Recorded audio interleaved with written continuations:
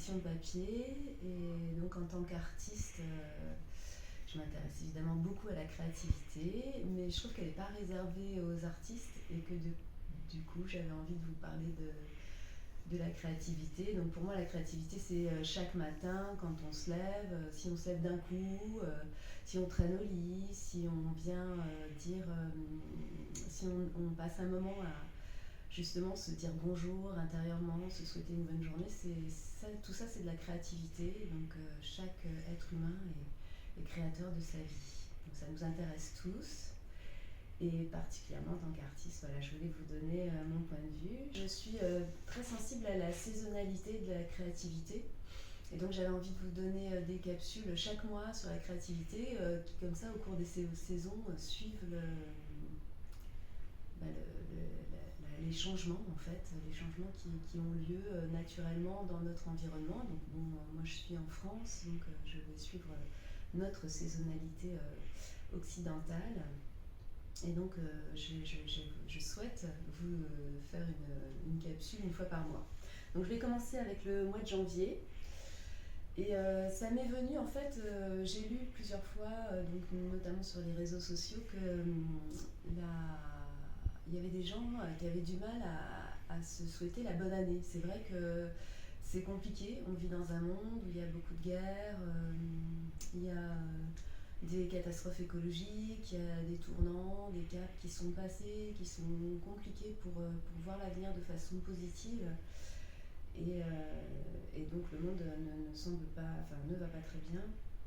Et donc ça semble contradictoire ou se voiler la face de se souhaiter la bonne année. Mais pour moi, donc c'est très important, ça fait vraiment partie d'une démarche très importante de la créativité, de pouvoir faire des souhaits vers du positif, c'est-à-dire d'aller chercher au profond de soi avec le constat de l'année ce qui nous motive, ce qui est vivant et ce vers quoi on a envie d'aller. Ça permet de renouveler la vision et de la nommer aussi. Donc c'est très important pour moi de pouvoir, à travers ce qu'on constate, avoir vraiment une créativité qui s'exprime au plus profond de ce que nous croyons pour commencer l'année.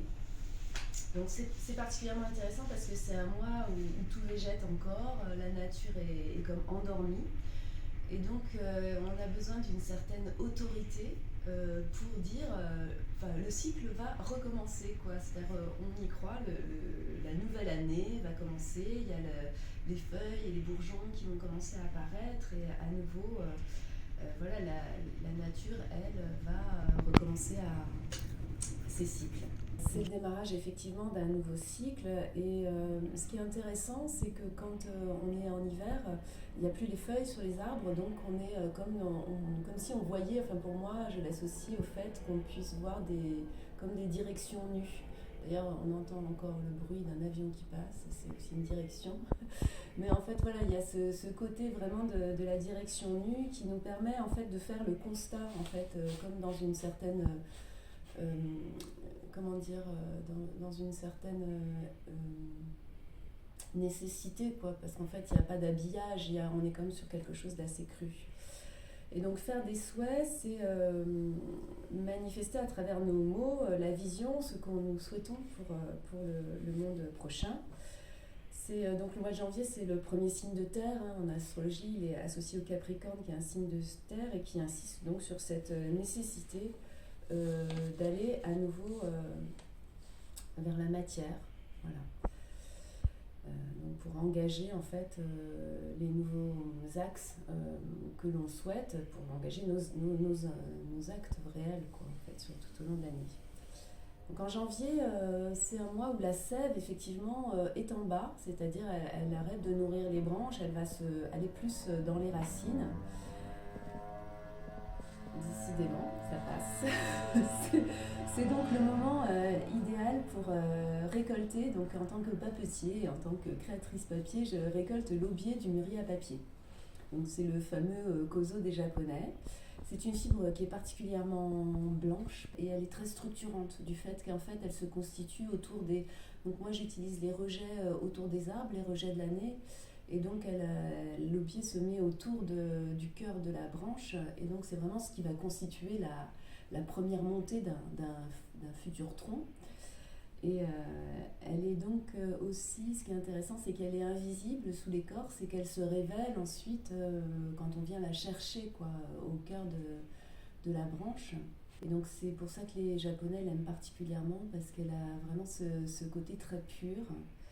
Et elle est utilisée au Japon, donc ce papier de kozo est utilisé au Japon en particulier pour faire les gohei, qui sont en fait les papiers pliés qu'on met le long des tresses de riz sur le devant des sanctuaires, en fait, des sanctuaires shinto.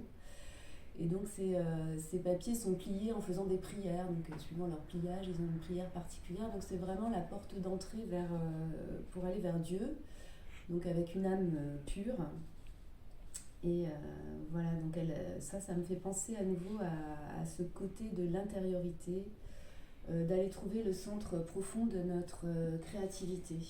En fait, c'est vrai que pour moi, au niveau de la créativité, pouvoir toucher cette intériorité profonde, c'est très important parce que c'est vraiment ce qui va mettre en acte et en mots et tout l'axe de ce que je vais pouvoir donner à voir, matérialiser, ce vers quoi je vais œuvrer, dépend de comment j'ai vraiment connecté en fait ma profondeur, tout ce en quoi je suis sensible et ce en quoi je crois, vers une nouvelle vision que je vais recommencer à chaque fois que je recommence une œuvre, et ici symboliquement au mois de janvier pour l'année à venir. Merci de votre écoute. Je vous souhaite une très très bonne année 2024, pleine de créativité joyeuse et joueuse, et d'être dans votre choix du